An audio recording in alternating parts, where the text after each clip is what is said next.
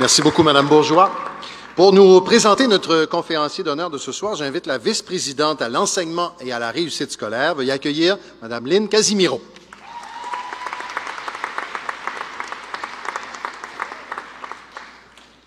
Bonsoir.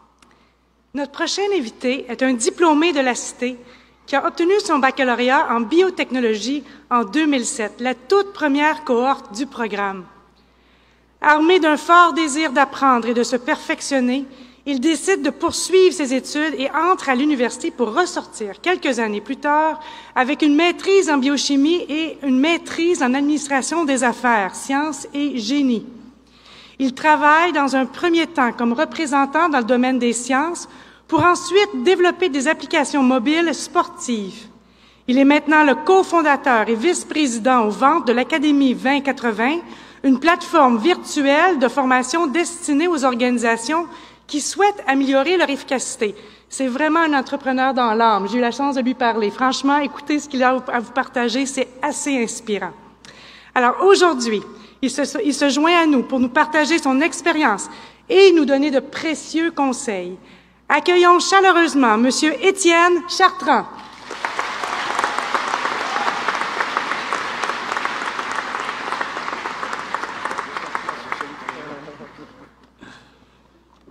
Bonsoir à tous. Merci, Madame la vice-présidente, pour votre introduction. Salutations également à Madame la présidente et aux distingués invités. J'aimerais commencer par féliciter chacun et chacune des gradués de ce soir pour l'obtention de votre diplôme et pour cette nouvelle étape que vous venez de franchir. Vous avez maintenant votre diplôme en poche et rien ni personne ne peut vous l'enlever. Soyez-en fiers. Aux parents également présents ce soir, soyez fiers de vos jeunes et du travail qu'ils ont accompli ces dernières années. J'aimerais également souligner le superbe travail des professeurs qui transmettent leur passion tout en formant la relève de demain. Sachez qu'à leur manière, chaque professeur a une influence marquée sur les élèves pour les années à venir. Bravo et merci pour ce que vous faites.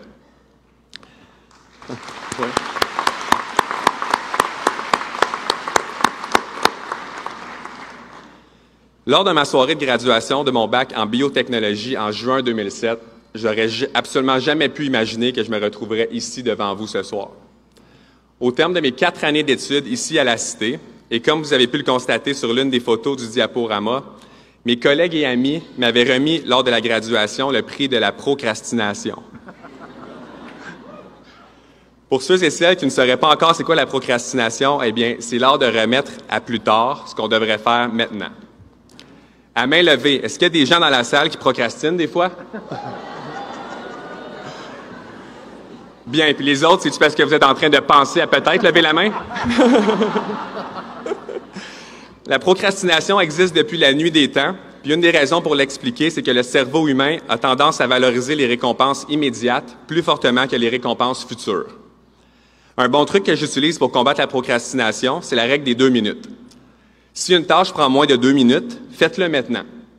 La plupart des tâches qu'on remet à plus tard ne sont vraiment pas difficiles à faire, puis il est surprenant de voir combien de choses qu'on a repoussées qu'on aurait pu faire en 2 minutes ou moins.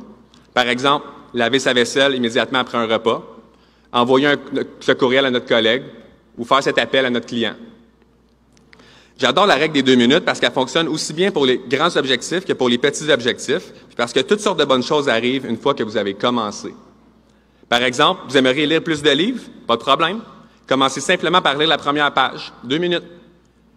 Et la prochaine chose que vous saurez, c'est que vous aurez déjà fini les 2 premiers chapitres. Vous voulez courir 3 fois par semaine? Excellent! Tous les lundis, mercredis, vendredis, enfilez vos chaussures de course et sortez dehors, 2 minutes. Je vous garantis que vous finirez par accumuler du cardio et du bien-être plutôt que des livres en trop. Quand j'étais petit, comme beaucoup de jeunes garçons canadiens, je rêvais d'une carrière dans la Ligue nationale de hockey. Mais, à cette époque-là, je ne connaissais pas encore tous mes trucs pour combattre la procrastination. Et donc, j'ai pas assez patiné quand c'était le temps. Je me suis donc tourné vers la biotechnologie après le secondaire parce que, 1, je devais faire un choix de carrière. 2, c'était un de mes nombreux sujets qui m'intéressait. Et 3, mes parents ils m'encourageaient à poursuivre dans ce domaine-là. Mais la vérité, c'est que je ne savais pas vraiment encore ce que je voulais faire. Après mon bac, j'avais 2 ans d'avance sur mes amis qui devaient passer par le cégep avant l'université. J'ai donc décidé d'aller à Montréal pour faire ma maîtrise en biochimie. Et ça s'est avéré être la meilleure chose, la meilleure décision de ma vie à ce jour. Vers la fin de mon projet de maîtrise, je me suis rendu compte que je voulais pas du tout passer ma vie dans un laboratoire de recherche, que j'avais un fort désir d'entreprendre, puis d'avoir ma propre entreprise. Je me suis donc déniché un emploi comme représentant pour une compagnie de biotechnologie pendant que je complétais mon MBA un week-end sur 3 pendant 2 ans pour approfondir mes connaissances en affaires et en administration. Vous savez, on nous demande de choisir notre domaine d'études tellement jeune, puis ce domaine d'études va souvent déterminer une bonne partie de notre carrière. Pour certains d'entre vous ce soir, votre choix est déjà fait. Il n'y a aucun doute dans votre esprit que vous allez exercer l'emploi que vous avez en tête et que c'est l'emploi qui va vous rendre le plus heureux. Mais à tous ces gens, je vous félicite d'avoir déjà trouvé ce qui vous passionne et ce qui vous allume le plus. Sincèrement, bravo. Je me rappelle que pour moi, à l'époque, c'était plus compliqué parce que je suis passionné par tellement de choses différentes que c'était impossible pour moi de prendre une décision avec autant de certitude. Une chose importante qui résonne beaucoup pour moi et que j'aimerais vous partager ce soir, c'est que c'est OK de ne pas savoir exactement ce que vous voulez faire, même après l'obtention de votre diplôme. Bon, vous n'êtes pas obligé de faire un baccalauréat puis 2 maîtrises avant de vous décider, mais je vous encourage à essayer différentes choses si ce n'est pas encore clair pour vous. Par exemple, osez démarrer un projet d'entreprise à temps partiel si vous en avez envie. Lisez le plus de livres possible sur des sujets qui vous passionnent. Suivez des experts de votre domaine sur les médias sociaux. Faites des recherches en ligne sur Google, YouTube, Facebook, LinkedIn pour en apprendre plus sur la culture d'une organisation qui vous intéresse ou pour trouver des gens qui exercent déjà le métier que vous aimeriez peut-être faire. Ensuite, demandez à ces personnes de prendre un café avec vous ou de répondre à vos questions par téléphone ou, quand c'est possible, de vous inviter à aller passer une journée avec eux pour voir comment ça se passe dans leur milieu de travail. N'ayez pas peur de demander, gang. Si vous osez demander, vous avez 50% de chances d'avoir un oui. Une des clés, selon moi, pour être heureux dans sa vie personnelle et professionnelle, c'est de jamais cesser d'apprendre. Je vais vous faire une confidence ce soir. Les apprentissages qui m'ont le plus servi dans la vie, je ne les ai pas acquis sur les bancs d'école, mais plutôt par moi-même, en osant me lancer dans l'action, en lisant des livres de développement personnel, en écoutant des podcasts informatifs, des audiobooks lors de mes déplacements, en suivant des séminaires, des formations en ligne. Bref, en restant curieux. Un peu après mon MBA en 2013, j'ai cofondé ma première entreprise avec mon meilleur ami Simon Chénier-Gauvreau, un finissant de la Cité en design graphique, et avec un joueur des Canadiens de Montréal de l'époque, Raphaël Diaz. On a fait développer une application mobile qui s'appelait Game Time Hockey pour les parents de jeunes joueurs de hockey et pour les joueurs adultes amateurs. L'application a été achetée en 2015 par Shark Media et Sport, une entreprise de Sherbrooke, en Estrie, dans laquelle le dragon Serge Beauchemin est un investisseur.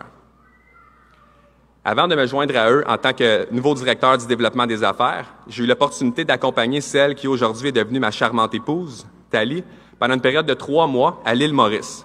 L'île Maurice, si vous ne savez pas c'est où, c'est dans l'océan Indien, à côté de l'île de la Réunion. Thalie faisait un stage en lien avec le développement durable pour un hôtel dans le cadre de sa maîtrise en développement du tourisme. Au cours de ce voyage, j'ai eu la chance de voir les paysages les plus remarquables, l'eau la plus claire et les gens les plus chaleureux que j'ai jamais rencontrés. À ce jour, j'ai eu la chance de visiter plus de 25 pays. Je vous encourage à voyager le plus souvent possible. Ça enrichit votre culture, ça contribue à définir vos rêves et ça vous fait apprécier encore plus ce que vous avez. Avant de terminer mon allocution, j'aimerais laisser ressortir mon côté scientifique pour remettre les choses en perspective un petit peu, puis pour vous faire prendre conscience que chacune des personnes ici présentes est un véritable miracle. Oui, vous êtes tous des miracles, guys. Des scientifiques ont estimé que les chances d'être en vie sont de 1 sur 10 exposant 2 685 000.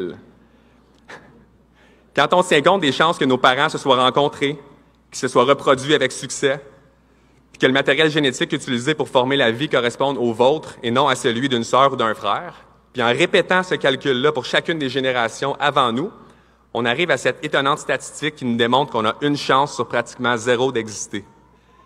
En mathématiques, une division par 0, c'est impossible. Pourtant, on existe. C'est absolument incroyable. Et jusqu'à preuve du contraire, nous n'avons qu'une seule vie à vivre. Si on considère que la vie adulte commence à 18 ans et que si tout va bien, on va vivre jusqu'à environ 86 ans, ça fait environ 25 000 jours, peut-être un peu moins, peut-être un peu plus si vous êtes chanceux. Environ 25 000 fois, vous avez la chance d'ouvrir les yeux, affronter la journée et décider quoi faire ensuite. Je ne sais pas pour vous, mais Colin, que j'en ai laissé filer des matins, moi. Dès que j'ai pris conscience de ça, j'ai commencé à faire plus attention. J'ai développé une petite routine matinale que je m'efforce d'appliquer le plus souvent que je peux. Le point le plus important de ma routine, c'est que j'écris dans un journal que je me suis créé l'horaire de ma journée sur la page de gauche. Sur la page de droite, mes buts personnels à court, moyen et long terme.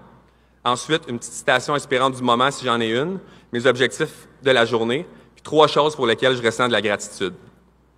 J'ai remarqué que les meilleures journées que j'ai sont celles où j'applique ma routine matinale.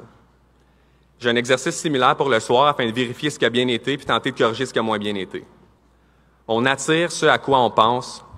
C'est facile de perdre le focus aujourd'hui avec toutes les distractions auxquelles on est bombardé à la télévision, à la radio, sur les médias sociaux. Le journal permet de rester concentré sur ce qui compte vraiment pour vous. Je vous encourage à le faire le plus souvent possible. J'aimerais remercier la Cité de m'avoir invité à venir participer à votre soirée de graduation. Je m'appelle Étienne Chartrand et je termine en vous souhaitant bon succès et le plus important, je vous souhaite d'être heureux. Merci. Merci beaucoup, Étienne. Merci.